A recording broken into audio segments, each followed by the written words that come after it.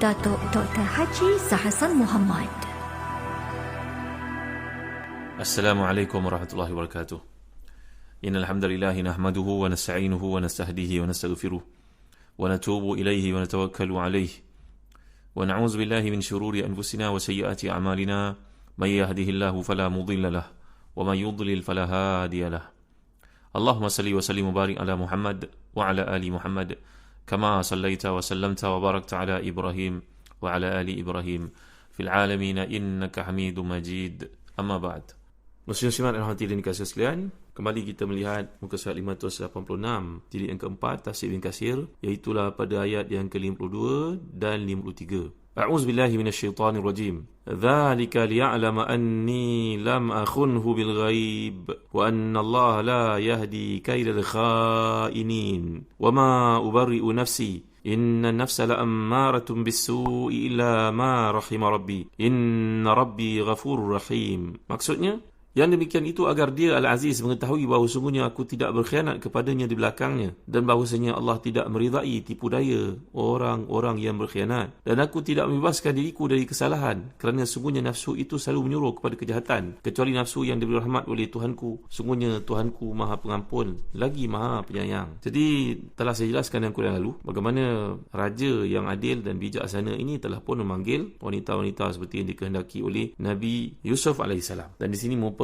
satu pengajaran kepada kita untuk kita faham kebenaran untuk kita menampilkan, berpegang teguh dengan sifat sabar, kebijaksanaan, keteguhan hati, memelihara kemuliaan diri. Ini merupakan akhlak yang merupakan dasar prinsip para Nabi. Jadi sungguh Nabi Yusuf adalah orang yang selalu menjunjung tinggi kesabaran dan sangat ingin mengungkap kebenaran dan iffahnya. Sebab itu kita kena selalu berdoa kepada Allah SWT. Allahumma inni as'aluka al-huda wa tuqa wal afaf wal ghina. Antara doa yang cukup banyak Nabi amalkan seperti riwayat Muslim. Allahumma inni as'aluka al-huda wa tuqa wal afaf wal ghina. Ya Allah, aku mohon padamu hidayah, aku mohon padamu ketakwaan, aku mohon padamu iffah, afaf. Orang yang afif iaitu orang yang mulia, yang menjaga kehormatan dirinya, dan juga kekayaan. Minta kepada Allah 4 perkara ini, tuan-tuan. Dan Nabi telah pun mengulas sikap Nabi Yusuf AS dengan katanya, walau labistu fi sijni ma labitha Yusuf la ajabtu da'i. Kalau akulah yang berada dalam situasi penjara seperti mana Nabi Yusuf itu, tentu aku akan memenuhi ajakan orang yang mengajak untuk keluar dari penjara. Saya telah jelaskan perkara ini seperti dihuraikan oleh Al-Imam Ibn Atiyah dalam tafsirnya Al-Muharrar Al-Wajiz. Dalam riwayat yang lain pula, Nabi menyebut, ya rahimullahu akhi Musa, laqad kana sabiran haliman walau labistu fi sijni ma labithahu ajabtu ad-da'i walam altamis al-'udhr. Ini kata Nabi kita sallallahu alaihi wasallam. Kalau semoga Allah merahmati Yusuf alaihissalam, saudaraku Yusuf alaihissalam, nabi-nabi ni semua saudara, ya tuan-tuan. Andailah aku berada dalam penjara seperti di penjaranya Yusuf, tentulah aku akan memenuhi permintaan orang yang mengajak aku untuk keluar menghadap raja dan tidak memberikan alasan. Dalam hadis Ahmad pula, lau kuntu ana la asra'tu al-ijabah wa ma bataghaytu al-'udhra. Kalau aku berada dalam posisi Yusuf alaihissalam, saya aku akan memenuhi permintaan orang itu supaya keluar dan jumpa dengan raja terus. Banyak sungguhlah hadis yang mana Nabi memuji Yusuf alaihissalam, tuan-tuan. Lagi hadis riwayat Imam Tabari dalam tafsirnya, ya rahimullahu Yusuf, lau kuntu ana al-mahbus summa ursila ilayya la kharajtu sari'an an kana lahaliman dha anatin. Kalau semoga rahmat Allah tercurah kepada Nabi Yusuf, kalaulah aku yang dipenjarakan, aku berada pada situasi itu, diutus kepada aku seorang untuk keluar dan berjumpa dengan raja, tentu aku akan keluar dengan segera. Tetapi Yusuf adalah seorang yang bijaksana dan memiliki kesabaran yang tinggi, kebijaksanaan. Jadi inilah dia sikap Nabi Yusuf AS, dan tidak mengapa jika baginda mengambil peluang yang ada untuk menetapkan satu kebenaran demi kesucian dirinya, untuk membebaskan dirinya dari fail yang menampakkan keburukan, yang menceritakan keaiban, sedangkan perkara itu tak berlaku. Jadi inilah sebabnya Nabi Yusuf memperlambatkan dan mengakhirkan permintaan si raja, supaya si raja membuat taftish, membuat pemeriksaan semula tentang apa yang berlaku, buka fail terhadap tuduhan yang dikenakan kepada baginda sebelum itu. Dan kita juga belajar dalam episod yang lalu, dalam bab yang lalu, tidak patut untuk menuduh buruk, mencela, menghukum seorang. Ini kalau kita lihat Nabi Yusuf menjaga dirinya dari tuduhan buruk terhadap isteri Al-Aziz, sampailah raja sendiri yang mengungkapkan kebenaran itu dan memanggil pihak terlibat. Bahkan Yusuf memandang baik kemuliaan tuannya, tuan lelaki baik, tuan perempuan baik, tidak pernah mengatakan perkara yang buruk tentang mereka, kerana sebagai satu bentuk penghormatan atas kebaikan, membalas jasa baik, pemeliharaan lelaki itu terhadapnya daripada kecil, daripada baginda diperdagangkan yang telah kita lihat daripada awal dahulu. Dan dia juga satu penghormatan buat isteri Al-Aziz supaya terjaga nama baiknya. Banyaklah cerita tentang Zulaikha ni tuan-tuan yang dimuliakan Allah sekalian. Disebut dalam tafsir Al-Jalalain sebagai contohnya. Kisah bagaimana Zulaikha ini akhirnya seperti yang dinyatakan oleh sebahagian daripada ahli tafsir, semuanya daripada Wahab bin Munabbih yang terkenal sebagai seorang yang sangat banyak imaginasinya, berasal daripada keturunan Bani Israel itu, Yahudi itu. Beliau menceritakan bahawa Zulaikha ni kesan daripada peristiwa tersebut menangis sampai buta matanya, mengenang cintanya yang tidak disambut. Dan nanti kita akan lihat dalam ayat berikut bagaimana Nabi Yusuf menawarkan dirinya untuk menjawab jawatan penting Khazainil Ard, menjadi Menteri Keuangan. Jawatan itu besar atas kelayakannya. Nampaknya berada dalam penjara itu tidak dihabiskan waktu dengan sia-sia. Baginda belajar dari Universiti Kehidupan di samping wahyu yang Allah curahkan. Jadi oleh kerana Nabi Yusuf diberikan jawatan itu, kononnya si suami ini begitu kecewa dan hampa dan mati kerana kekecewaan tersebut bila jawatannya dirampas dan diberi kepada Yusuf AS.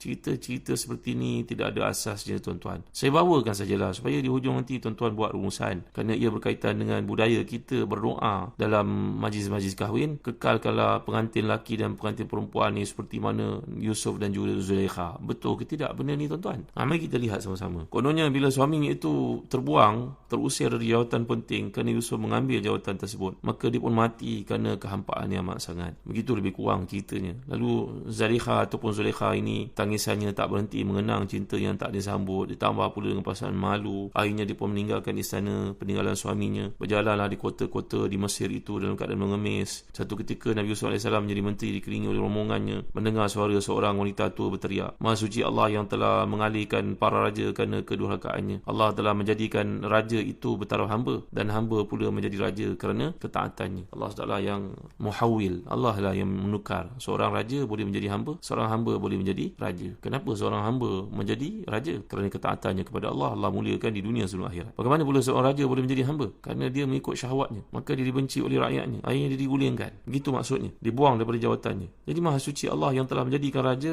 dengan sebab kedurhakaannya menjadi hamba dengan sebab penderhakaannya kepada Allah, dan menukar seorang hamba menjadi raja kerana ketaatannya, dimuliakan oleh Allah. Yusuf mendengar suara itu dan berkata, suara siapa itu? Mereka menjawab, itulah Zulaikha ataupun Zulaikha. Yusuf pun terkejut, menangislah baginda. Ini cerita saya sebut tuan-tuan, disebut dalam kitab tafsir ya. Jangan quote sekarang untuk menjadikan kita membawa cerita Israeliat, tidak, supaya tuan-tuan tahu bagaimana disiplin para ulama tafsir dalam mengukakan satu bahan dan komentar di hujungnya. Maka Yusuf AS mendekatinya dan dalam versi ini minta supaya wanita itu dikemaskan, menghormatinya, tetap menghormatinya sebagai bekas seolah macam ibu angkat dahulu. Maka dia pun dibawa, diraikan, dipakaikan, dan kemudian dia telah minta kepada Nabi Yusuf AS, mintalah kepada Allah SWT supaya menjadikan saya sihat kembali, muda balik semula. Kerana Nabi Yusuf AS pun sebenarnya cinta pada wanita itu dahulu. Ini cerita dongeng tuan-tuan dimuliakan sekalian. Maka dengan doa Nabi Yusuf AS, akhirnya wanita ini pun dikembalikan menjadi seperti anak dara.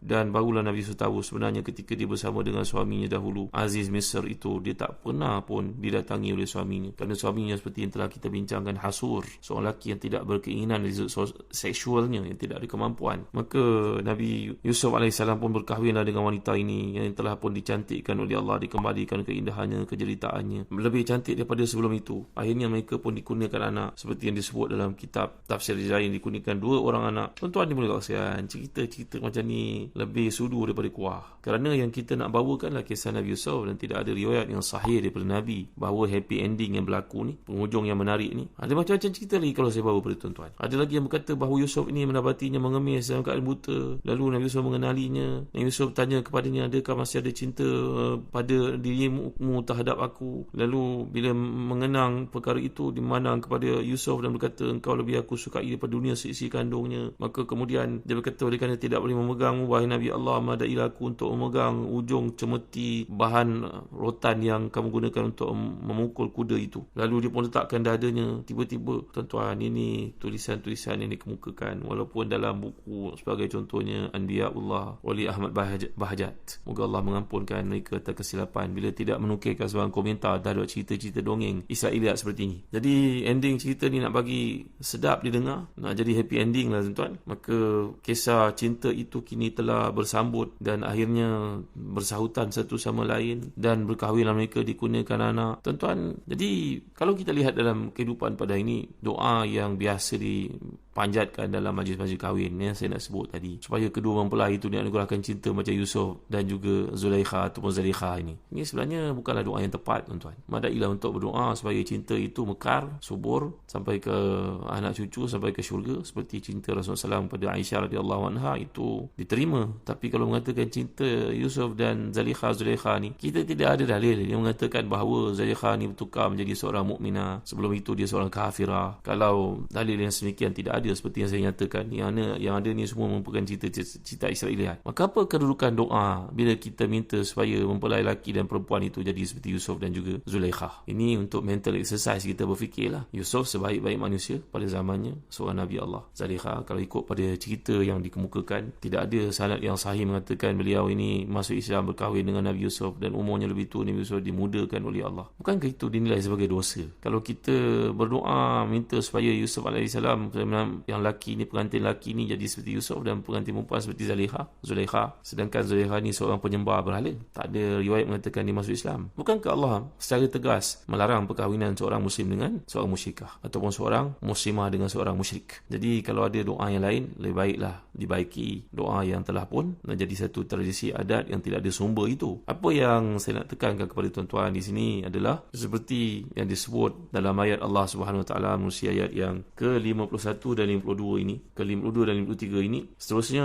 bila Allah menyatakan dzalika liya'lama anni lam akhunhu bil ghaib wa anna Allah la yahdi kaidal khainin. Ini kata-kata yang tegas dari Nabi Yusuf AS, supaya semua orang yang mendengar mengetahui aku tidak pernah mengkhianati majikan aku lelaki itu, dan Allah tidak akan memberi hidayah kepada mereka yang melakukan khianat. Khianat ni merujuk kepada siapa yang tidak menjalankan tugasnya dengan betul. Kalau kita baca ayat ini dan pengertian ditujukan kepada kisah lelaki itu yang telah sengaja, walaupun dia tahu Yusuf itu benar, tapi dia telah pun meridai pandangan isterinya supaya Yusuf dipenjarakan, dia adalah sebahagian daripada pengkhianat. Isterinya dalam keadaan tahu Yusuf tidak pernah berniat apa-apa terhadapnya melainkan seorang anak kepada ibu angkatnya atau majikannya, maka dia telah pun mengatakan perkara yang tidak benar kepada Yusuf AS. Dia juga telah melakukan dosa besar. Jadi sini kata Imam Syaukani yang tafsirnya merupakan satu ta'rid, bahawa mengatakan satu benda yang bersifat kinayah yang tidak ditasrihkan, bahawa ta'rid bil aziz haitsu sa'adaha ala habsihi ba'da an alima bara'atahu wa nazahatahu. Ini adalah satu peringatan untuk orang yang bersikap seperti Aziz, menteri kanan ini yang telah pun mengkhianati negara,